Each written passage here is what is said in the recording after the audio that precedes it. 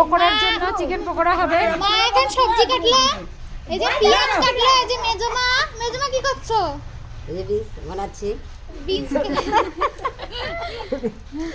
তারপরে এই যে এখানে রসুন চুলছে সবাই। হ্যাঁ আমি টমেটো বানাচ্ছি। এই যে একজন, আমিও চুলছিলাম, আমি উঠেছি। এই আমারটা চল। এই যে আমার বড় মা, দেখো কত সুন্দর এটা কি করেছে, টমেটো বানিয়েছে। কিন্তু আসলে এটা আমার মা কেটেছে দেখাচ্ছে উনি। যাই হোক, তারপরে আমার পিসি, আমি গামলা ধরে আছি। গামলা ধরে বসেছে। এতক্ষণ মাংস করলো, মানে মাংসগুলো পরিষ্কার করলো। এবার আর এইদিকে বৌদি, এটা হচ্ছে সব আমার বৌদি দেখো কত কষ্টের কাজ করছে, একটা রসুন ছুলতে গিয়ে হালাত খারাপ।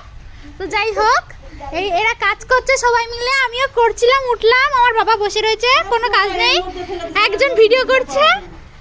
তো চলো করা যাক পিকনিক।